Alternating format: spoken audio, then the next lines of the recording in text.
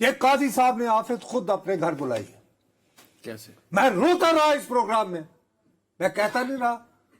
میں نے کہا یار یہ لائیو والی بات مجھے پسند نہیں آئی.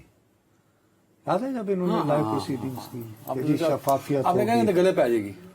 یاد ہے کہ میں نے کہا بار بار میں کہتا رہا. پھر میں نے کہا کہ صاحب آپ کیا کر رہے ہیں؟ آپ جب کہتے ہیں آپ کی عدالت اور وہی جن سے آج کل ہمیں بہت محبت ہے، ہم بے چین ہیں، منتظر ہیں جن کے آنے کا، وہ بھی اس بینچ کا حصہ تھے جس نے کہا کہ جی ہم سے غلطی ہوئی تھی یا نہیں؟ تھے نا؟ بیٹھے ہوئے تھے دائیں ہاتھی یا نہیں؟ بیٹھے تھے. ٹھیک. وہ بھی اس بینچ کا حصہ تھے جنہوں نے کہا ہاں تاحیات نااہلی بھی غلط تھی. ہاں میرے خیال میں اس کا بھی حصہ تھا. کیا کہوں؟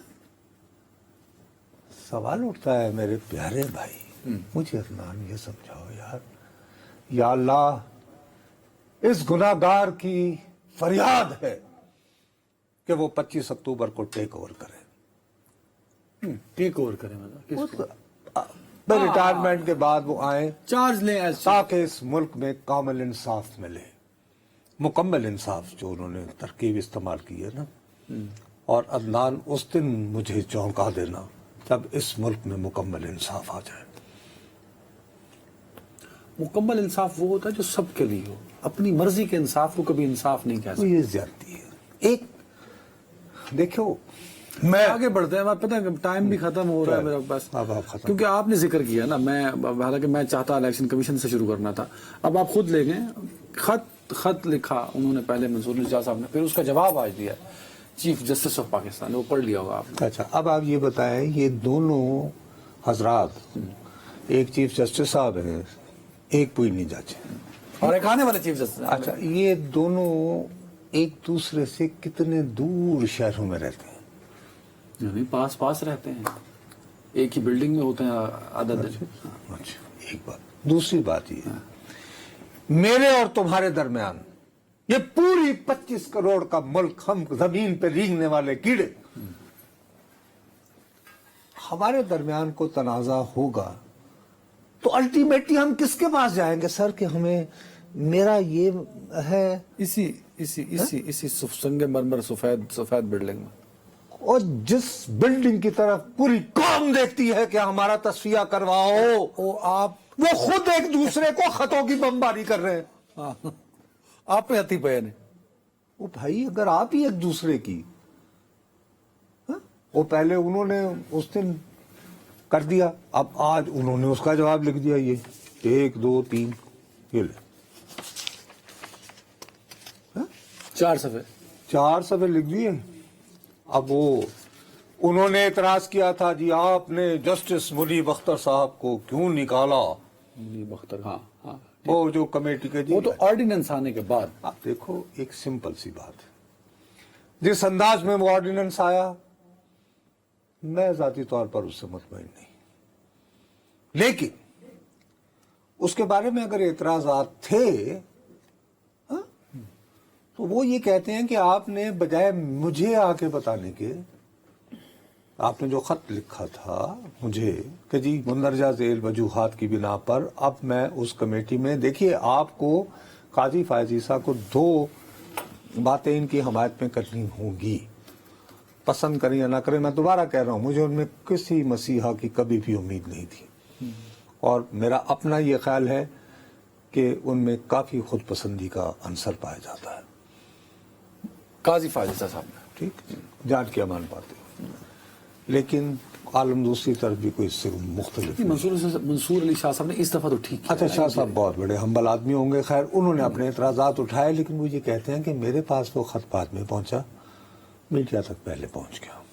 اب پھر انہوں نے جواباً جو ہیں 1 2 3 سے لے 11 وجوہات گنوائی ہیں کہ کیوں انہوں نے عزت مآب جناب منیب اختر صاحب کو اس کمیٹی سے علیحدہ کیا ہے. بنیادی بات یہ کہی ہے کہ منیب اختر صاحب جو ہیں انہوں نے اس کمیٹی کی کانسٹیٹیوشن پر، دیکھیے اب پرابلم پتہ کیا ہے، ایک ہوتا ہے کال اور فیل کا تضاد.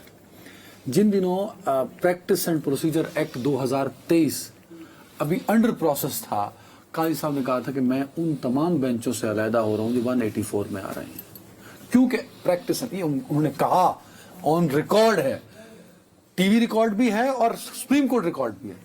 پھر وہ آیا اور اس کے بعد انہوں نے کہا جی یس اب میں سنوں فائن. اب آتا ہے ایک آرڈیننس, پہلے تھا ایکٹ, اب آرڈیننس آیا ہے. اب ایک ہوتی ہے بنیادی روح اس ایکٹ کی, وہ کیا تھا کہ جو ایک ہے نا سپر پاور بنی ہوئی ہے چیف جسٹس کی سیٹ کرسی, اس کو ختم کرنے کے لیے وہ ایکٹ تھا. اب جو ون مین شو, اب جو آرڈیننس ہے نصرت صاحب, وہ دوبارہ سے اس چیف جسٹس کو جس نے جلاد بن کے ماضی بتا رہا ہوں میں, ماضی میں وہ چیف جسٹس جلاد کے رول میں 100 ووٹر لیتا تھا اور اس ملک میں آئینی, سیاسی, ایون معاشی بحران کی وجہ بنتا رہا. تو ہم نے وہ ون مین شو ختم کیا, فائن, اس ایکٹ کو سب نے اپریشیٹ کیا, ایون قاضی صاحب نے بھی کیا.